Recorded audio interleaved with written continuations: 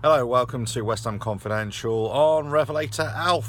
Yes, so yesterday went up to London Stadium, got on my bike, rode to the train station, jumped on the train, went all the way across London, and I've got a bit of a confession. Confession is that I thought we were going to struggle yesterday. I thought it was going to be a tough game. But it wasn't really.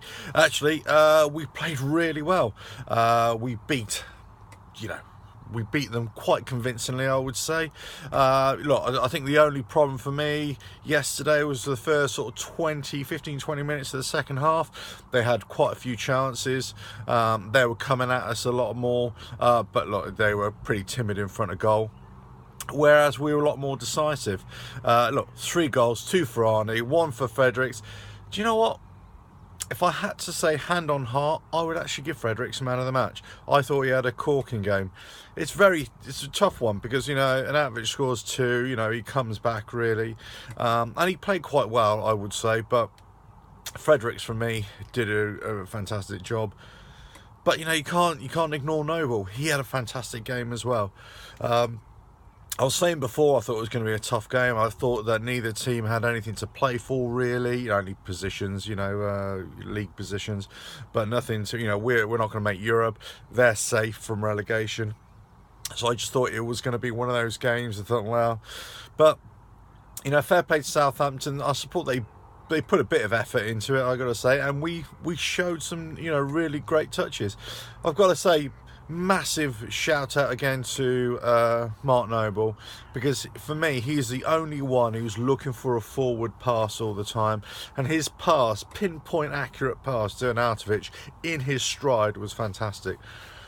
We still have big issues going forward where we're going too slowly.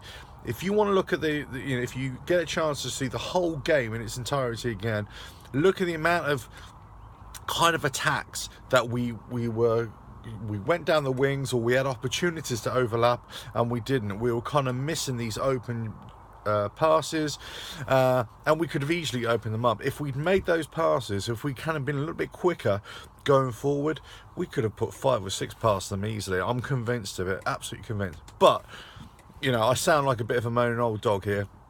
I don't want to, because it was a great performance. I thought, in the first half we played all right. In the second half, after the first sort of 15 minutes, we just took control really, and it was just a much better game. Let's say they had their chances, but we took ours. As simple as that. What happened afterwards, the game, I thought was quite fitting for the match really, because all the players brought out their families, wives, girlfriends, children, that kind of stuff. Most of the stadium empty, but I'll say a good percentage of the lower tier all around the stadium stayed for the team lap of honour, or the squad lap of honour, which I thought was really nice. That was really good to see. Really good to see, hear an interview with Mark Noble as well, what his thoughts were. We've had a decent home record this season. We've just been really inconsistent. We've thrown away some matches with some piss poor performances, I gotta say. Some of the tactics from Pellegrini in the early stages were questionable. Woeful cup displays really, when we should have done a lot better there. So look, on the whole, it's been a decent season, you would say. We've done better than last couple of seasons, definitely. Overall, the football's been a lot better. We've had a lot more to sing about, but it hasn't been what we thought it was going to be. I suppose we all had greater expectations now because of Pellegrini coming in, because of the backroom staff, and the background to West Ham was kind of trying to be sorted out, with Huzilis now in charge of player recruitment, or player finding, I should say. We had the signings, we had the big money signings. Some have worked fantastically, some haven't, but we've still been plagued with injury, haven't we? So it's, for me, I would say it's been a decent season, I would say. But next season, that's when we really judge Pellegrini, and that's when we test the squad and judge them how they're going to play.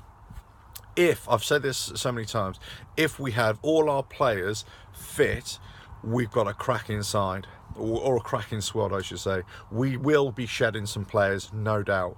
Which ones they'll be? Well, looks like Adrian is going. Definitely Carroll's going.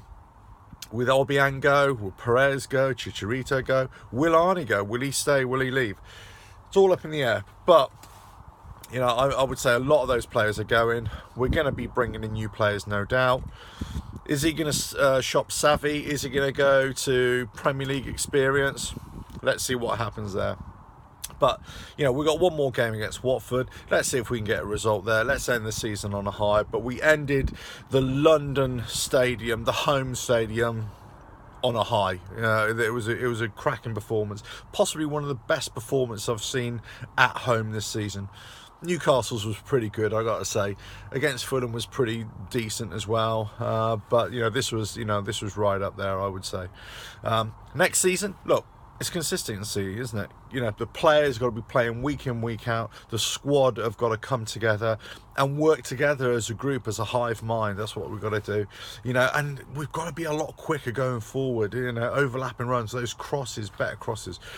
I wouldn't be surprised if we see a shuffling of players, you know, where they set their starting positions. If Arnie stays, I wouldn't be surprised if he's more out to the right-hand side a little bit more. Or playing as a two up front. We'll see.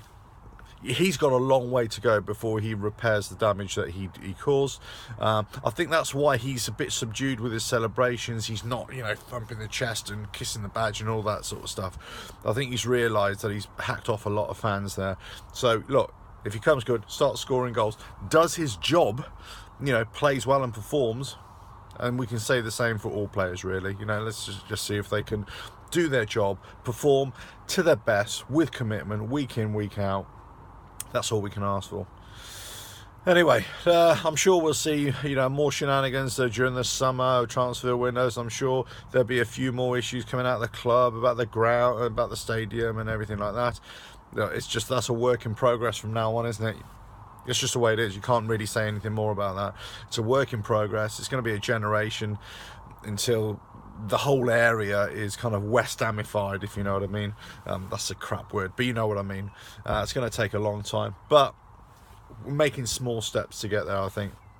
You know, some pubs, you know, getting a foothold in the area. Some, you know, supporters club, you know, Style Space, that's getting a bit of a foothold now. You know, we got this trade stalls around the fan park.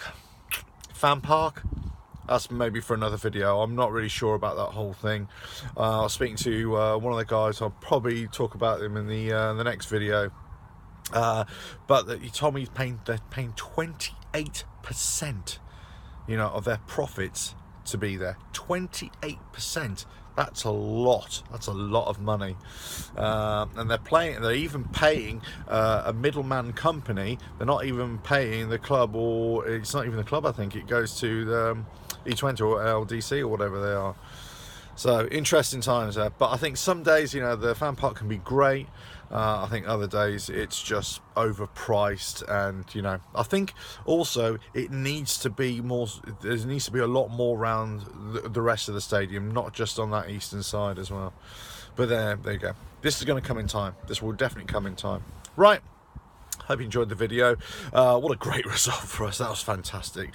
What a great, it was a great day actually, all in all, you know, just to be there and be part of the spectacle and, you know, experience the, you know, the lap of honour, if you like. But it was great. Look, we've got a lot to look forward next season. It's been a kind of average season, let's say. You know, it hasn't been brilliant, but it hasn't been, you know, a total disaster either. We've played some good football at times. We've put in some cracking performances against the top six at times as well. So there's a lot to be thankful for. There's a lot to be happy about, but there's also a lot to be frustrated about, I'm sure. And I'm sure you'll agree with that as well. Right.